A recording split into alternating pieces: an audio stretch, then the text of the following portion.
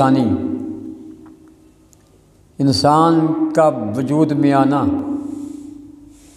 انسان کی تخلیق کا ہونا اور انسان کے بنانے کا ذکر قرآن عظیم میں کئی طریقوں سے آیا ہے، اور کئی پیرائے میں اللہ نے بیان کیا ہے۔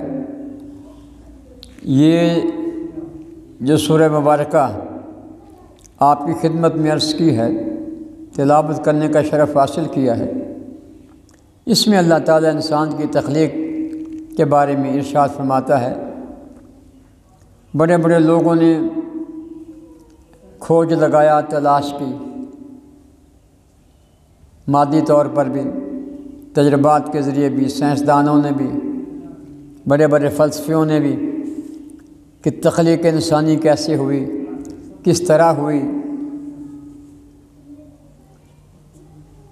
لیکن بنانے والا بہتر جانتا ہے کہ میں نے کیسے بنایا ہے۔ سبحان اللہ۔ اس لیے وہ نظریات سائنسدانوں کے یا مادہ پرستوں کے یا لبرلزم لوگوں کے، وہ نظریات جو تخلیق انسان کے بارے میں ہیں، وہی صحیح ہیں جو کتاب اللہ کے مطابق ہیں۔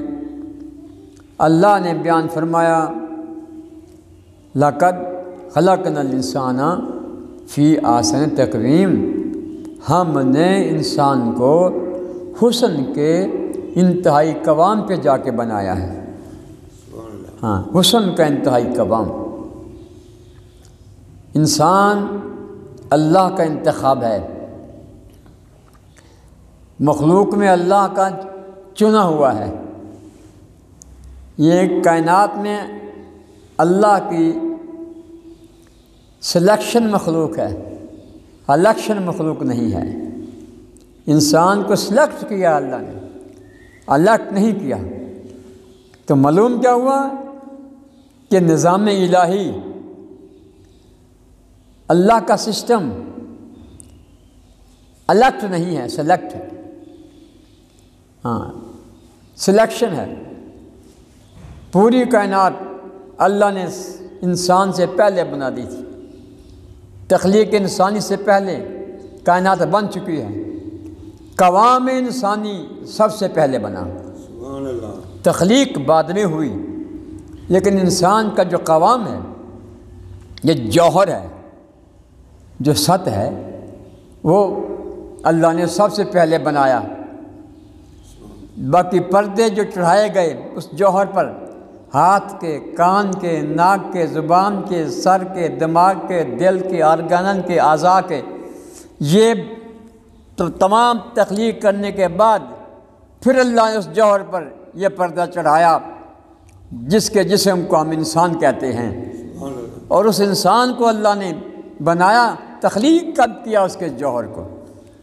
یہ کائنات ابھی نہیں بنی تھی تو اللہ تعالیٰ نے احسن تقویم سے اس کو تخلیق کیا، اس کے جوہر کو، اس کے مادے کو، اس کے سطح کو، جی، اس کی حیات کو، اس کی کنوں کو، اس کی حقیقت کو اور اس کی ماہیت کو اللہ نے کائنات میں سب سے پہلے پیدا فرمایا۔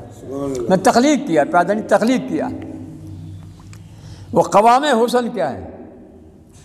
دیکھیے، متفقہ طور پر تمام جو مذاہب ہیں، مسلم یا غیر مسلم، تمام کی کتابیں، سکھ کی گیتا لیجئے، ہندوؤں کی وید لیجئے، عیسائیوں کی انجیل لیجئے، یہودیوں کی زبور و زرات لیجئے، زرتشت کی کتابیں لیجئے،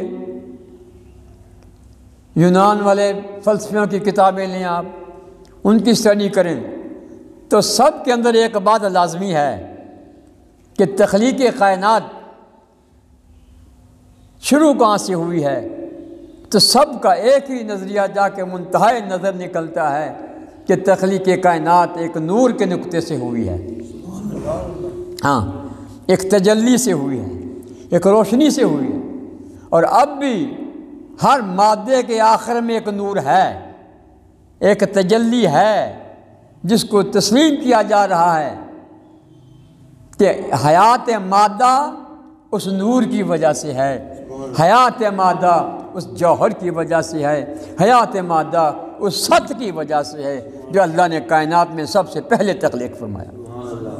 کسی نے کوئی نام دیا، کسی نے اس کو کوئی نام دیا، کسی نے کوئی نام دیا، اسلام نے اس نور کو سرکار کونین صلی اللہ علیہ وسلم کی مناسبت سے رحمت کا نام دیا کہ کائنات میں سب سے پہلے رحمت کو تخلیق کیا گیا، اور وہ رحمت کیونکہ عالمین کے لیے ہے اس لیے وہ رحمت عالمینی ہے، تو سب سے پہلے کائنات کو اللہ نے عالمین کی رحمت کی تخلیق سے نوازا، پھر باقی تمام کائنات کا ایک ایک مادہ، ایک ایک ذرہ، ایک ایک قطرہ اسی نور سے نکلا ہے، اسی نور سے جدا ہو گیا ہے، اس لیے پوری کائنات حضور علیہ الصلوۃ والسلام کی رحمت کی محتاج ہے۔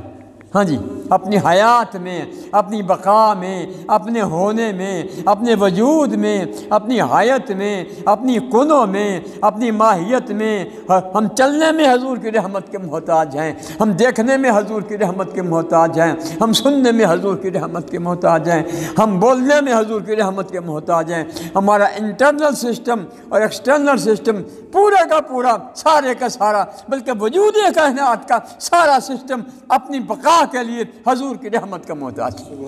ہاں، یہ تو ڈن ہے نا، اس سے انکار کی جرات ہو ہی نہیں سکتی، بلکہ سائنس اب ادھر آ رہی ہے جہاں ابتدائی کائنات کی تخلیق ہوتی ہے۔ اب انسان کو جو تخلیق کیا اللہ نے، جناب رسول کریم تاجدار مدنی نبی محترم کو انسانی شکل میں بھیجنا تھا۔ گہری بات ہے، یاد رکھیے گا، انسانی شکل میں بھیجنا تھا۔ انسان اشرف مخلوقات کیوں ہے؟ کہ مخلوق کے سب سے اعلیٰ تجلی انسانی شکل میں آئی، پردہ انسانیت پہن کے آئی، آنکھ انسانوں جیسی، ناک انسانوں جیسا، زبان انسانوں جیسی، ہاتھ انسانوں جیسے، پاؤں انسانوں جیسے، سب چیزیں انسانوں جیسی ہیں، مگر انسانوں سے ماورا۔ یہ توجہ کی بات ہے، ہر چیز نبی پاک علیہ السلام کی انسانوں جیسی ہے، لیکن آپ انسانوں جیسے نہیں ہیں، آپ انسانوں جیسے نہیں ہیں۔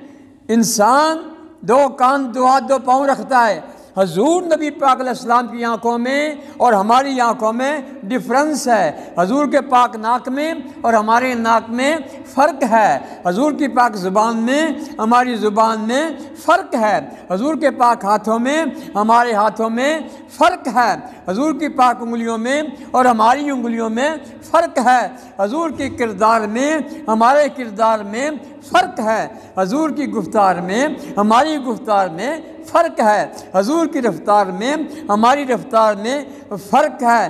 اب ہماری انگلی اور ہے، ان کی انگلی اور ہے، ہم انگلی اٹھائیں تو کچھ بھی نہیں بنتا، وہ انگلی اٹھائیں تو چاند نیچے آ جاتا ہے۔ بہت ڈفرنس ہے بھائی، ہماری آنکھ سورج کو نہیں دیکھ سکتی، ہماری آنکھ دیوار کے پیچھے نہیں دیکھ سکتی، ہماری آنکھ کپڑا حائل کر دو تو پیچھے نہیں دیکھ سکتی، اور وہ آنکھ ہے جس نے اپنے رب کو دیکھا۔ جی، ہمارے کان اور ہیں، ان کے کان اور ہیں، ہمارے کان کے سننے کی ڈسٹنس ہے، ایک فاصلہ ہے، ایک حد ہے، ایک معین ہے کہ وہاں تک کی آواز انسانی کان سن سکتا ہے، اس سے باہر کی آواز انسانی کان نہیں سن سکتا، یا اتنی اونچی آواز انسان سن سکتا ہے اور اتنی اونچی نہیں سن سکتا، لیکن امام الانبیاء کے وہ کان ہیں کہ دور و نزدیک کے سننے والے وہ کان، سبحان اللہ، دور و نزدیک کے سننے والے وہ کان لال مروت و لاکھوں سلام۔ سبحان اللہ، رسول اللہ صلی اللہ علیہ وسلم کے کان کیسے کان ہیں؟ یعنی جبرائیل کی آواز بھی سنتے ہیں، اللہ کی آواز بھی سنتے ہیں۔ سبحان اللہ، وہی دو قسم کی ہے، ایک حدیث جو جبرائیل لائے، ایک وہ جو بغیر جبرائیل کی آئی، اسے حدیث قدسی کہتے ہیں۔ حدیث قدسی بیٹا اس کو کہتے ہیں کہ جو جبرائیل کو بھی پتہ نہ ہو کیا نازل ہو رہا ہے، سبحان اللہ، بلکہ نبی پاک صاحب لولاک سب کہیں صلی اللہ علیہ وسلم نے خود ارشاد فرمایا لی مع اللہ وقت لا یسعنی فیہ ملک مقرب ولا نبی مرسل۔ حضور نے فرمایا میرا اپنے رب کے ساتھ ایک وقت ایسا ہوتا ہے کہ وہاں نہ کوئی فرشتہ جا سکتا ہے نہ کوئی نبی جا سکتا ہے۔ میں اتنی ہائی مقام پہ اس وقت ہوتا ہوں، تو ہم اور ہیں وہ اور ہیں۔ یہ تو ہماری عظمت ہے کہ شکل انسانی میں ہیں ہم، اور یہ ان کی وجہ سے ہے، ان کے صدقے سے ہے۔ یہ انسان کہاں سے بنایا گیا؟ آسنی تقویم کی منزل سے۔ اور یاد رکھیے انسان میں وہ چیز ہے جو پوری کائنات میں کسی کے پاس نہیں۔ یاد رکھو، یہ خود غافل ہو رہا ہے، یہ خود بد کردار ہو گیا، خود بدتینت ہو گیا، خود زانی ہو گیا، خود شرابی ہو گیا، خود کم تولنے لگ گیا، خود جھوٹ بولنے لگ گیا، خود حق کھانے لگ گیا، خود بیٹیوں کا حصہ کھا گیا، خود بہنوں کا حصہ کھا گیا، جی خود کافر بنا، خود مشرک بنا، خود منافق بنا، خود آتش پرست بنا، خود بت پرست بنا۔ یہ خود بنا، اس نے نہیں بنایا، اس نے تو آسن تقویم بنایا۔ یاد رکھیں لَقَدْ خَلَقْنَا الْإِنسَانَ فِي أَحْسَنِ تَقْوِيمٍ، ہم نے انسان کو منزل آسن تقویم پہ بنایا ہے۔ What is the meaning of آسن تقویم بیٹا؟ آسن تقویم کیا ہے؟ بس اس پر غور کیجئے۔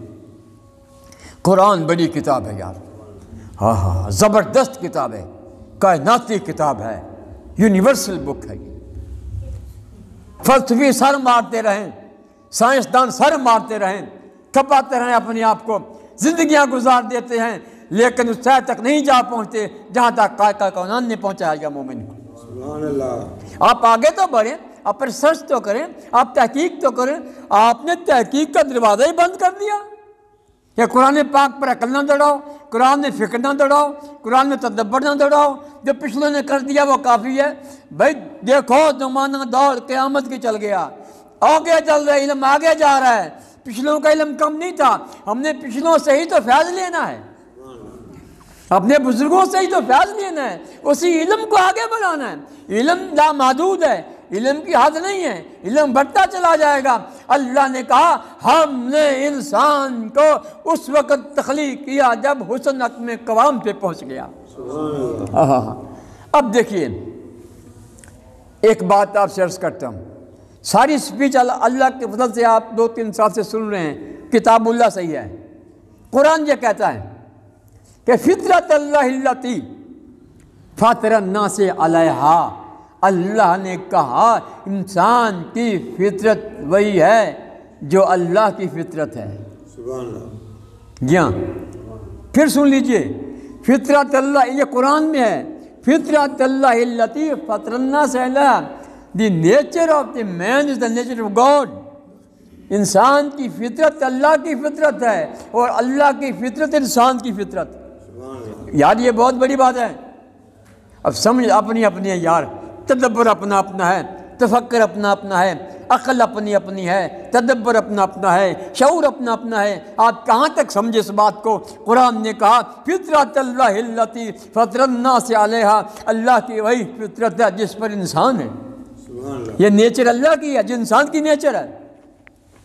اور اللہ کیا ہے؟ فرمایا واللہ جمال جمیل یحب الجمال، اللہ حسین ہے اور حسن کو پسند کرتا ہے۔ واللہ جمیل ویحب الجمال، اللہ حسین ہے اور حسن کو پسند کرتا ہے۔ اب تعریف حسن کیا ہے؟ ہم نے کہا جس کا رنگ گورا ہے وہ حسین ہے، جس کا بدن ڈول ہے وہ حسین ہے، جس کی آنکھیں خوبصورت ہیں وہ حسین ہے، جس کے کان زبردست ہیں وہ حسین ہے۔ ہمارے ہاں حسن کا معیار اور ہے، اور اللہ کے ہاں حسن کا معیار بلال ہے۔ دیکھیے معیار حسن کیا ہے؟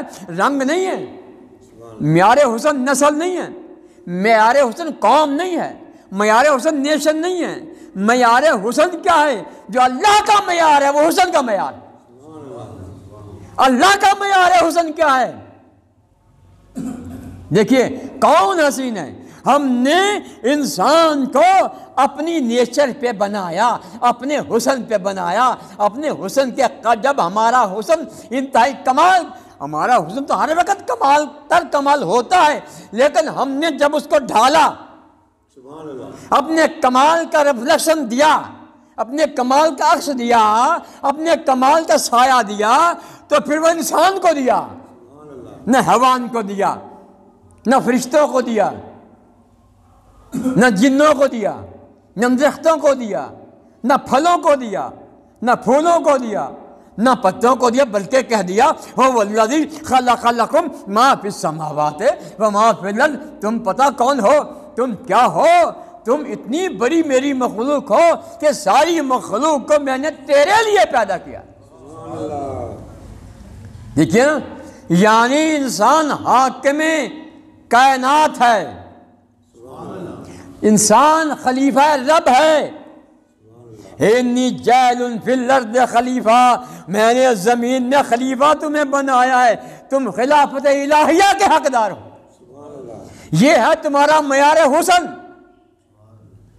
اور جن کو پہچان تھی حضرت عمر فاروق رضی اللہ تعالیٰ عنہ، جی حضرت بلال تشریف لائے، آپ ممبر پہ کھڑے ہو گئے، بڑے بڑے صحابہ کھڑے ہیں، جب کوئی بھی آتا آپ بیٹھے ہیں، اور صحابی آتا آپ بیٹھے ہیں، اور صحابی آتے آپ بیٹھے ہیں، جب جناب بلال آئے آپ کھڑے ہو گئے۔ پوچھا گیا کیوں؟ فرمایا جو مقام سرکار کی نظروں میں کسی کو حضور نے سورہ صحابہ میں 1,24,000 صحابہ میں سے حضور نے صرف جناب بلال کو فرمایا تھا کہ کعبے کی چھت پہ چڑھ کے اذان تو دے، اور کسی کے بارے میں کہا حضور نے اذن یا بلال رہنی، اے بلال جب تو اذان دیتا ہے تیرے رسول کو سکون آ جاتا ہے۔ بھئی معیار حسن تو یہ ہے، رنگ معیار حسن نہیں ہے، نسل معیار حسن نہیں ہے، فطرت معیار حسن ہے، نیچر۔ جو فطرت بھی آ گیا وہ انسان ہے، فطرت بھی آ گیا وہ انسان ہے، وہ خلیفہ ہے۔ اور اقبال نے پچھلے جمعے میں نے ایک شعر عرض کیا تھا، اقبال نے کہا میرے درویش خلافت ہے جہانگیر تیری، تو مسلمان ہو تو تدبیر ہے تقدیر تیری۔ اقبال کہتا ہے اے درویش، اے مسلمان، اے مومن، تو خلیفہ اللہ کا ہے، تو حکمرانی کے لیے آیا ہے، محکوم بن گیا، محکومی کو پسند کیا، لباس میں غلامی، شکل میں غلامی، تصور میں غلامی، خیال میں غلامی، تعلیم میں غلامی، دین میں غلامی، ریلیجن میں غلامی، مذہب میں غلامی۔ 70 سال ہو گئے اب بھی ہم غلام ہیں، آزاد نہیں ہو پا رہے۔ کیوں؟ ہم نے خلافت کو چھوڑ دیا۔ وہ خلافت کون سی ہے؟ کس چیز کا نام خلافت ہے؟ خلافت کس کو کہتے ہیں؟ مینیفیسٹیشن آف دا گاڈ، اللہ کی تجلیوں کے مظہر کا نام خلافت ہے۔ خلیفہ کون ہے اور امام کون ہوتا ہے؟ دونوں کی تعریف ایک ہی ہے، امام بھی وہ ہے۔ اقبال نے کہا ہے وہی تیرے زمانے کا امام برحق جو تجھے حاضر و موجود سے بیزار کرے۔ تیرے زمانے کا امام وہ ہے، تیرا مرشد وہ ہے، تیرا پیر وہ ہے، تیرے رہبر وہ ہے، تیرے رہنما وہ ہے جو تجھے حاضر و موجود سے بیزار کرے، جو زمان سے بھی آگے لے جائے، مکان سے بھی آگے لے جائے۔ سمجھے بیٹا؟ زمان ہے نہ مکان، لا الہ الا اللہ، بس یہی تیرا وجود ہے، لا الہ الا اللہ، it is the nature of God, یہ فطرت الہیہ ہے، لا الہ الا اللہ، یہ ہے فطرت۔ تجھے میں نے اس فطرت میں بنایا ہے کہ تو جا کے کہے گا لا الہ الا اللہ۔ بات سمجھے گا آپ کو؟ لقد خلقنا الانسان فی احسن تقویم، احسن تقویم بنانے والا، محسن، احسان، تحسین، حسن، یوسن، یہ تو بڑی بات ہے جی۔ ہمیں کیا دیا اللہ نے؟ شکل بھی آسن، صورت بھی آسن، نبی بھی آسن، قرآن بھی آسن، تخلیق بھی آسن۔ اللہ کہتا ہے دیکھو میری کائنات میں کہیں حسن سے کمی ہے؟ پھول کو دیکھو اپنا حسن، پتے کو دیکھو اپنا حسن، شگوفے کو دیکھو اپنا حسن، جڑ کو دیکھو اپنا حسن، ہم نے لائبین کوئی بھی چیز بیکار پیدا نہیں کی ہے. ارے بچھو کا زہر تیرے بیماریوں کا علاج ہے. کچھ نہیں کہا آپ. لکس سانپ کا زہر تیری بیماریوں کا علاج ہے. چھپکلی کی جلد خشک ہو جائے تیری بیماریوں کا علاج ہے. ہم نے بیکار تو کچھ بھی پیدا نہیں کیا. ہر چیز ایک حسن رکھتی ہے. بیٹا سمجھا یہ بات؟ ہر چیز ایک حسن رکھتی ہے، لیکن انسان کا حسن ایسا ہے کہ تمام حسین اس کے لیے، تمام حسین اس کے لیے ہیں، کائنات اس کے لیے ہے. کیوں؟ کوئی بھی منزل حسن تقویم تک نہیں ہے. ہم نے تجھے حسن تقویم پہ پیدا کیا ہے، اور حسن تقویم کا پتہ کب چلتا ہے؟ جب حسن رسول کے پاس بندہ جاتا ہے. ہاں یاد رکھیے، حسن تقویم کی منزل نہ فلسفیوں سے ملے گی، نہ فلسفیوں سے حل نہ ہوا. جو نکتہ وروں سے کھل نہ سکا وہ راز ایک کملی والے نے بتلا دیا چند اشاروں میں. کیمسٹری والے حیران ہو گئے، فزکس والے حیران ہو گئے، بایو والے حیران ہو گئے، پی ایچ ڈی کرنے والے حیران ہو گئے. جی بڑے بڑے سائنسدان مدبر حیران ہو گئے. کوئی تہ تک نہ پہنچ سکا جہاں تک امام الانبیاء نے کائنات والوں کو پہنچا دیا. جی آپ کا علم حسن، کچھ نہیں کہا میں نے بھائی، غور سے نہیں سنے میرا خیال. آپ کا کردار حسن، آپ کی گفتار حسن، آپ کا دیکھنا حسن، آپ کا چلنا حسن، بلکہ نہیں حسن گر. ہاں حسن گر، جس پر نظر ڈالی حسین بنا دیا. غور ہے، جس پر نظر ڈالی حسین بنا دیا، آواز سنا دی کریم بنا دیا، خیال دے دیا رحیم بنا دیا. یہ میرے آقا نے حسن بانٹا، تقسیم کیا، اور سارا حسن وہیں سے نکلا ہے جو حسن ازل ہے. شاید مشکل بات آج کی تقریر ہے شاید، یعنی سارا حسن حسن ازل کی تقسیم ہے. حسن ازل کا اللہ ڈیوائڈ نہیں ہوتا، اللہ تقسیم نہیں ہوتا، وہ مقام احدیت پہ ہے. احد کا مطلب ایک نہیں ہوتا. احد میں اگلے جمعے انشاءاللہ عرض کروں گا معراج کے بعد جب شروع کریں گے. احد کا مطلب ایک نہیں ہے. کیوں؟ ایک پاور ہے، اس سے پہلے صفر ہے، اس کے بعد دو ہے، تو ایک کی حد ہے، اس حد سے آگے صفر، اس سے پیچھے ایک. صفر بڑی طاقت ہے یار. ایک کے ساتھ لگا دو 10، پھر ایک لگا دو 100، پھر ایک لگا دو 1000. جتنے صفر لگاتے جاؤ گے اشاری سسٹم بڑھتا جائے گا نا، بھی کام بڑھتا جائے گا. تو صفر کی اتنی طاقت ہے. تو اللہ نہ صفر ہے، نہ ایک ہے، اور نہ وہ ثانی ہے، نہ وہ دو ہے، وہ احد ہے. احد کا مطلب ہے یکتا. آپ کی زبان کچھ نہ کچھ نہیں ہے. احد کا مطلب یکتا، وہ یکتا ہے. ایک تو رسول کریم کی ذات پاک، ابتدا بھی وہ ہیں، انتہا بھی وہ ہیں، اول بھی وہ ہیں، آخر بھی وہ ہیں، ظاہر بھی وہ ہیں، باطن بھی وہ ہیں. وجود کائنات کا نقطہ اول، کائنات کی تخلیق کا نقطہ اول، مادے کی تخلیق کا نقطہ اول، تشہیر کائنات کا نقطہ اول، تحریر کتاب کائنات کا نقطہ اول، تفسیر کتاب کا نقطہ اول، تنویر کتاب کا نقطہ اول میرے آقا کی ذات. سبحان اللہ. جی ہاں، تو میں نے جو آیت پڑھی ہے، وقت ختم ہو گیا. اللہ کہتا ہے لقد خلقنا الانسان فی احسن تقویم. میں نے تجھے حسن کے قوام پہ بنایا ہے، تو حسین تو بن کے رہ. حسین کیسے بنا جائے گا؟ آخری فقرہ. حسین بندہ تب بنتا ہے جب رسول اللہ صلی اللہ علیہ وسلم کی صورت میں ڈھل جاتا ہے، بس حسین بن گیا. اللہ تعالیٰ مجھے اور آپ کو میرے آقا کی محبت اور اتباع عطا فرمائے.